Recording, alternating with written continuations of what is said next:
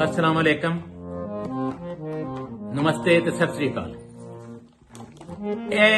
उस्ताद और कलाम सुनाने लगे ने उदों तो पहलों सिर्फ एक मिनट मैं तुहाडे कोल लेना कि गुस्सा जिहड़ा है ये तगड़े ते क्यों नहीं आउंदा। जे गुस्सा एडा अकलमंद है कि वह तगड़े ते नहीं आउंदा, जिस पता वे तो खल्ले पैणे ठीक ठीक जवाब मिलना, तो उत्थे ते नहीं गुस्सा आउंदा ते फिर माड़े ते क्यों आउंदा। ते जे फिर तुसी जे तुहाडे गुस्से नूं इन्नी तमीज है और तुहानूं नहीं तमीज, ते फिर तुसी सीखो। गल है कि ये तुसी कल्ले नहीं हो, आपां तो कहंदे ने तेरे तो पहलों भी एक बहुत गुजरे ने जिहड़े जिन्हां दा लहजा खुदाई सी, जिहड़ा खुदाई जबान बोलदे सी।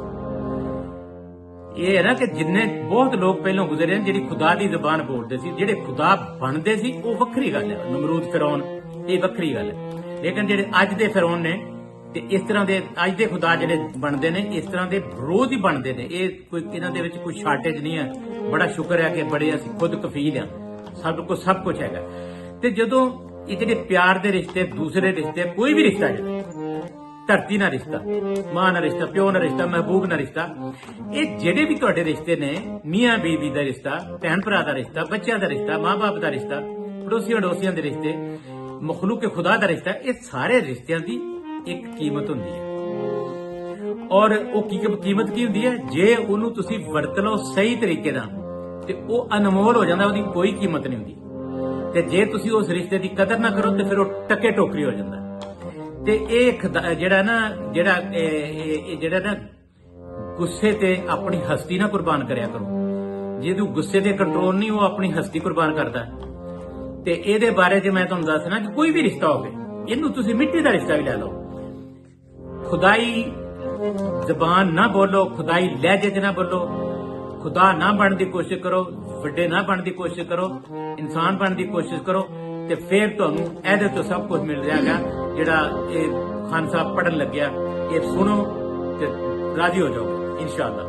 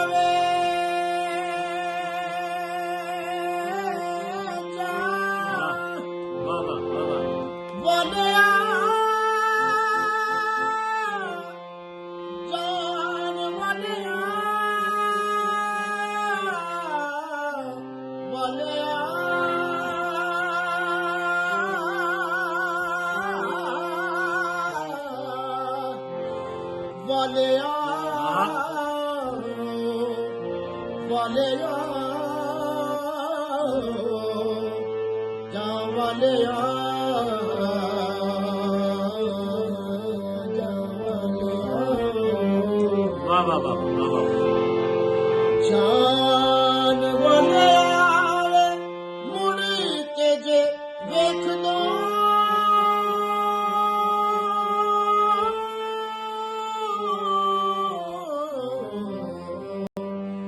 पैर तेरे रुक जामदे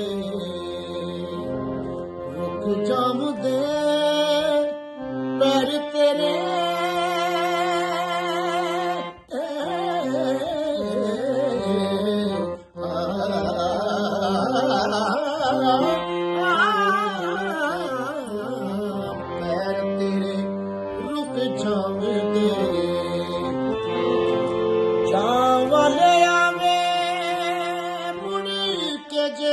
वेख दो,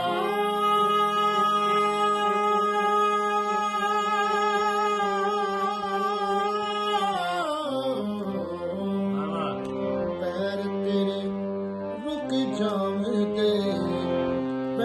ਤੇਰੇ